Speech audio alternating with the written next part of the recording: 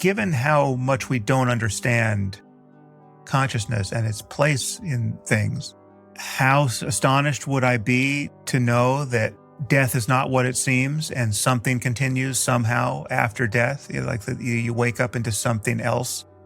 This is a kind of simulation in some other simulation. I really wouldn't be surprised one way or the other.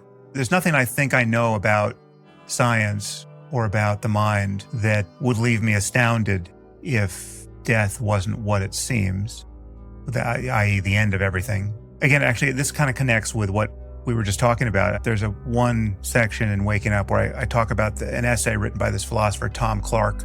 Really, there's no substitute for reading his essay, but he argued very much based on the impersonality of consciousness that the birth of any conscious being, after your death is in some sense deeply analogous to your own rebirth. That given your identity as consciousness, like your survival of death is more or less assured as long as consciousness persists anywhere. And I know that's not satisfying from the point of view of someone who feels like a self and who wants their self perpetuated. Like that's the only continuity that would matter. But when you actually get into the details of the argument, it's pretty interesting. I mean, it's not clear that what you imagine as continuity in your own case is really any different.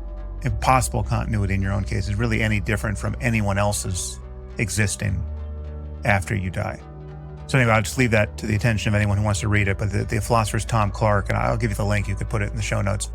And as far as psychic powers, it's like my feeling. I'm totally open-minded on this topic. I have to the consternation and horror of atheists everywhere. I at one point said I was totally open-minded about psi phenomenon and whether telepathy is real, etc.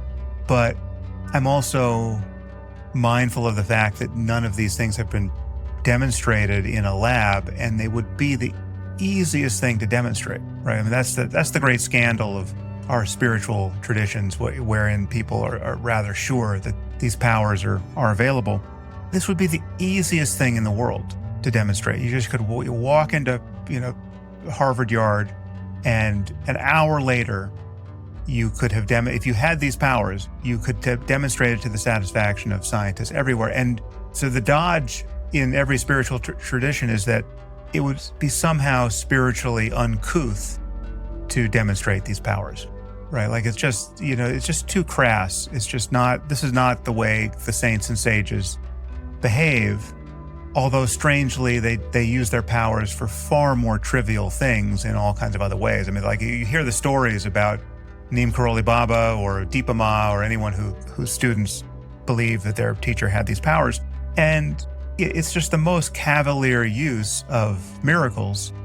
Like, I think there's one story of Deepa Ma where like they're all on a bus and there's some obstacle on the road, but they have to get to where they're going. So she like physically, translocates the bus to some other road. I mean, it's just, as preposterous as you can imagine, but for the purpose not of saving the lives of children or ending a war or doing anything else of great importance. It's just to get these people, on their itinerary, while traveling in India.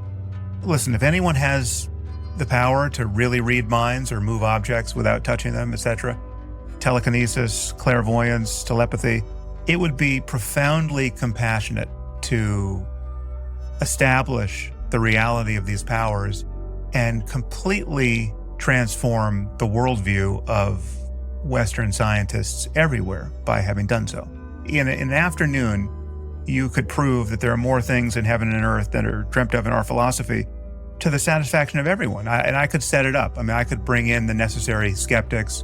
This experiment could be done. It would not be hard to do it.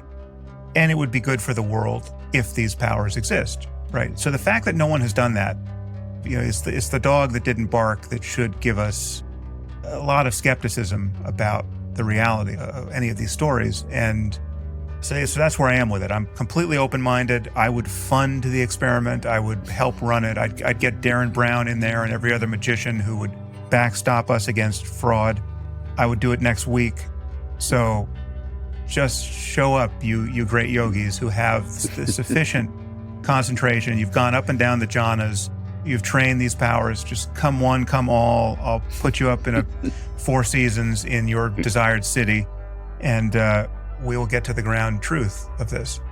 And the fact that you're not doing that, you yogis with jhanic powers, is not based on the impurity of the exercise, because you could easily do this motivated by compassion for a benighted humanity that does not know that karma is real or that all of these other things are worth paying attention to.